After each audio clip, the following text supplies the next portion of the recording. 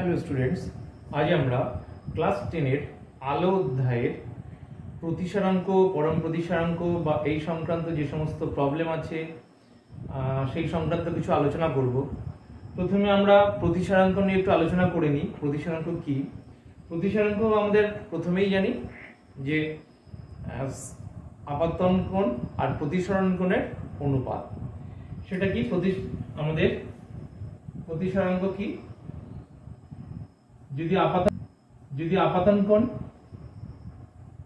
আমাদের I হয়,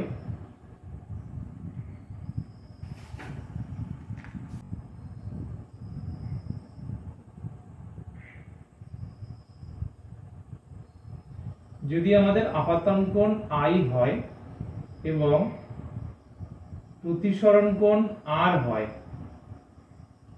তাহলে আমাদের এটা কখন হয়? অভিলম্ব থেকে দূরে সরে যায় না ঘন মাধ্যম থেকে যখন লঘু মাধ্যমে যায়। সেক্ষেত্রে আমাদের প্রতিসরাঙ্ক কি? না মিউ ইজ ইকুয়াল টু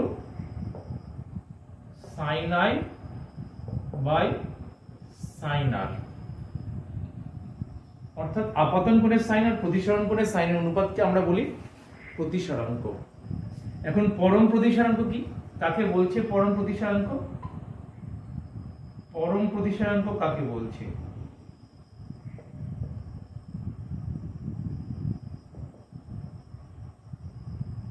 পরম প্রতিসারাঙ্ক আমরা শূন্য মাধ্যম সাপেক্ষে কোন মাধ্যমের প্রতিসারাঙ্ককে বলা হয় পরম প্রতিসারাঙ্ক। শূন্য মাধ্যম সাপেক্ষে কোন মাধ্যমের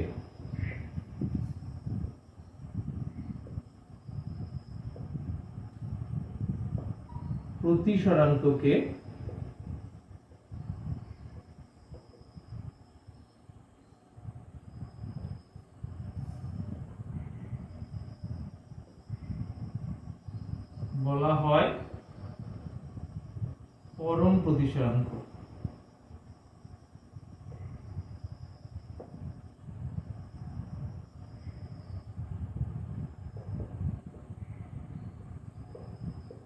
শূন্য মাধ্যম সাপেক্ষে কোন মাধ্যমের প্রতিসারাঙ্ককে কি বলা হয়? না পরম প্রতিসারাঙ্ক। তাহলে শূন্য মাধ্যম সাপেক্ষে কোন মাধ্যমের প্রতিসারাঙ্ককে আমরা বলি পরম প্রতিসারাঙ্ক। এবার আসছি প্রতিসারাঙ্কের সঙ্গে আমাদের যে গতিবেগের সম্পর্ক কি।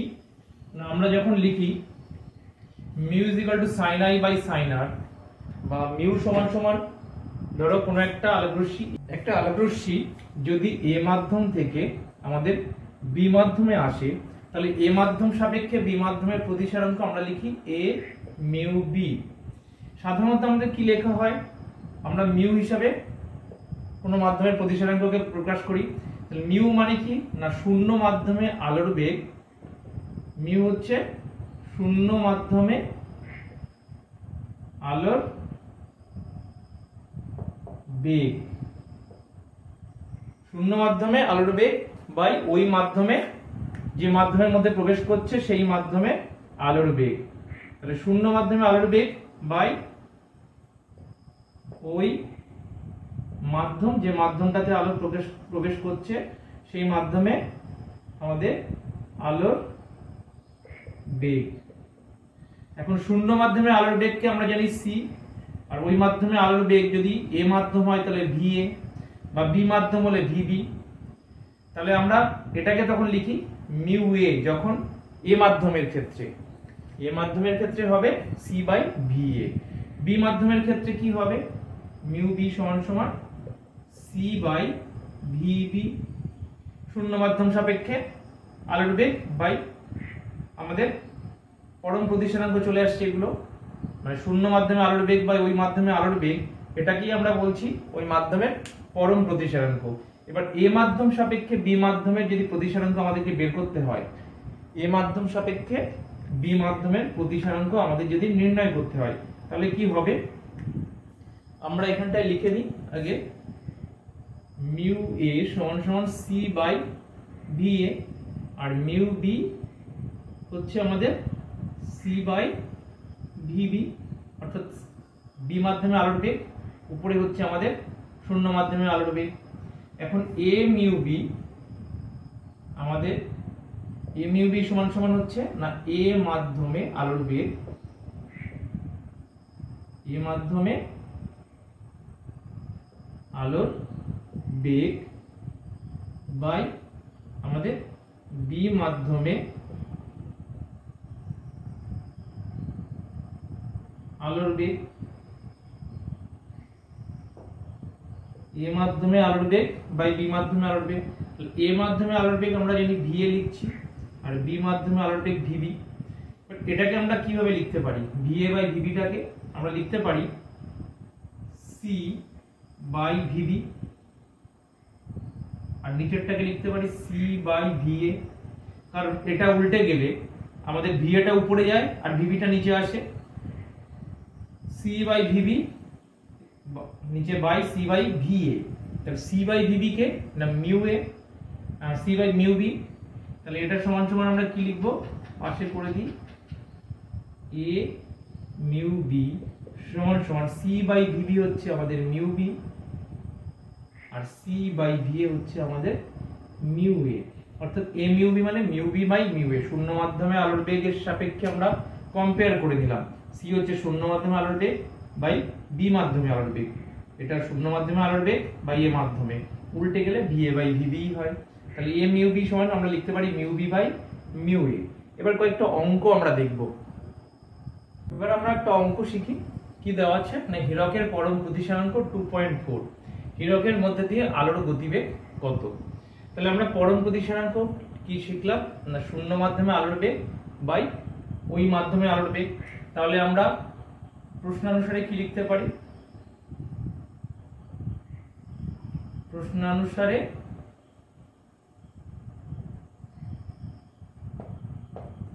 শূন্য মাধ্যমে আলোর বেগ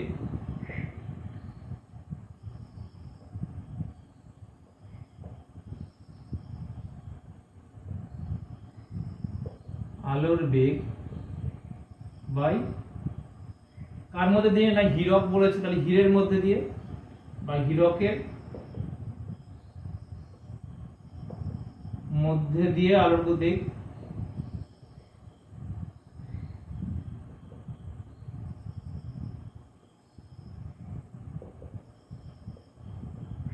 এটার মান আমাদের দেওয়া আছে, কত দেওয়া আছে? এটার মান 2.4। এখন শূন্য মাধ্যমে আলোর বেগ কত আমরা জানি? শূন্য মাধ্যমে আলোর বেগ হচ্ছে আমাদের 3 × 10⁸ মিটার পার সেকেন্ড। তাহলে শূন্য মাধ্যমে আলোর বেগ 3 × 10⁸ মিটার পার সেকেন্ড বাই হীরকের মধ্যে দিয়ে আলোর বেগ,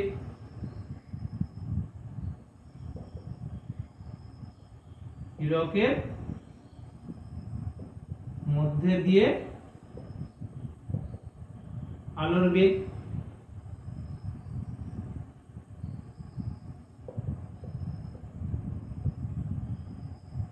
সমান সমান 2.4। তাহলে হীরকের মধ্যে দিয়ে আলোর বেগ কি হবে? আমাদের 2.4টা এখানে চলে আসলো, ওইদিকে চলে গেলে, অথবা এক লাইনই করে দিই আমরা। অতএব হীরকের মধ্যে দিয়ে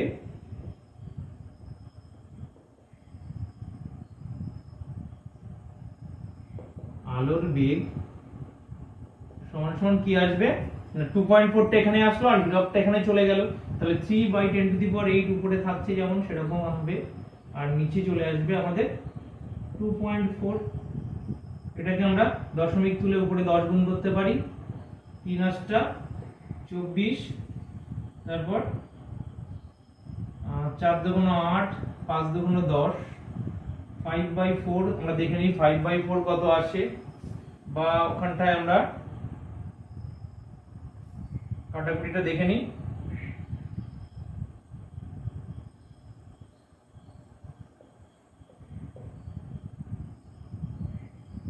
10⁻⁸ আমাদের 8,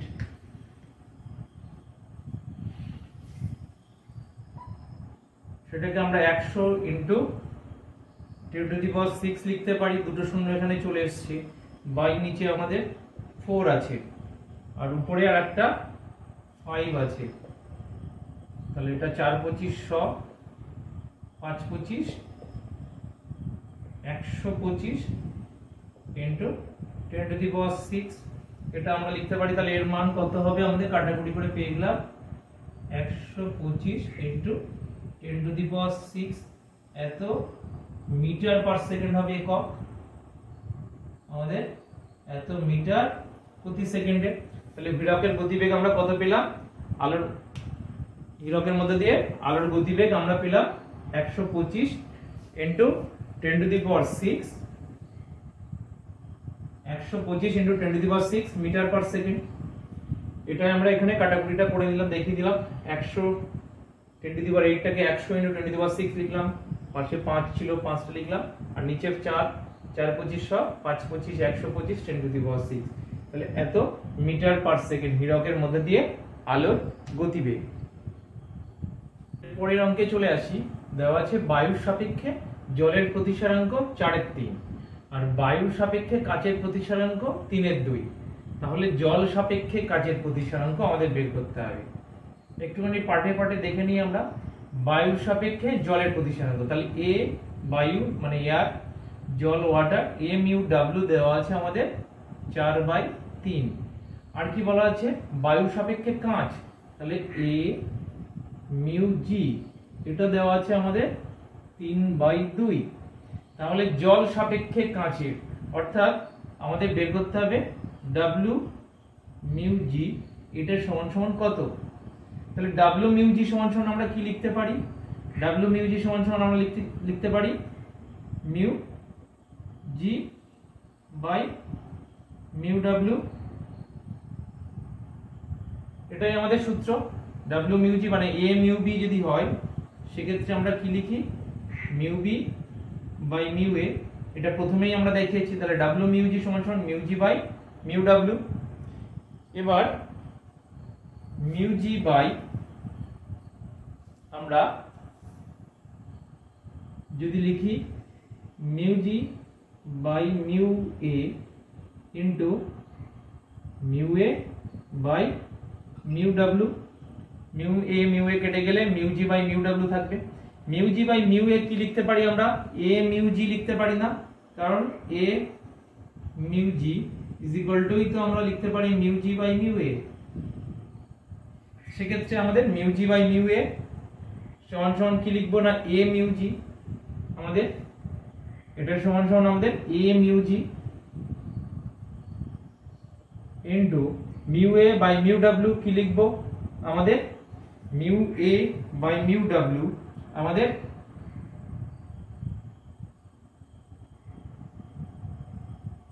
এ মিউ ডাব্লিউ যদি হয় তাহলে আমরা লিখি mu W by mu A. তাহলে এ মিউ ডাব্লিউ সমান সমান mu W by mu A হয়, আমরা mu A by mu W আছে, তাহলে 1 বাই লিখতে পারি আমরা A mu W, A mu W. এখন আমাদের ডাব্লিউ মিউ জি সমান সমান কি আসবে, তাহলে মানগুলো বসিয়ে দিই। ডাব্লিউ mu G is equal to a mu g, a mu জির মান কত আমাদের 3/2 into 1 by a mu W, A mu ডাব্লিউর মান 4/3, তাহলে 1 বাই আছে মানে উল্টে যাবে 3/4 আসবে, তাহলে আসলে আমাদের 9/8। তাহলে ডাব্লিউ মিউ জির মান আমাদের 9/8, এটাই আমাদের উত্তর। অর্থাৎ জল সাপেক্ষে আমাদের কাঁচের প্রতিসরাঙ্ক। এরপরে চলে আসছি কাঁচের প্রতিসরাঙ্ক 1.5 এবং শূন্যস্থানে আলোর বেগ 3 × 10⁸ মিটার পার সেকেন্ড। কাঁচের ভিতর 500 মিটার দূরত্ব যেতে আলোর কত সময় লাগবে। তাহলে আমরা এখানে কি করব, কাঁচের প্রতিসরাঙ্ক দেওয়া আছে, কাঁচের প্রতিসরাঙ্ক আমরা কি লিখতে পারি, আমরা মিউ জি সমান সমান 1.5 দেওয়া আছে। শূন্যস্থানে আলোর বেগটাকে আমরা সি দিয়ে প্রকাশ করি, 3 × 10⁸ মিটার পার সেকেন্ড দেওয়া আছে। তাহলে এখান থেকে আমরা কি পেয়ে যাব না, কাঁচের আলোর গতিবেগ পেয়ে যাব। কিরকম, আমরা জানি এ মিউ জি বা মিউ জি সমান সমান কি, মিউ জি সমান সমান শূন্য মাধ্যমে আলোর বেগ বাই কাঁচ মাধ্যমে আলোর বেগ। তা কাঁচ মাধ্যমে আলোর বেগ আমরা ধরে নিই, আমরা লিখে নিই এখানে, মনে করি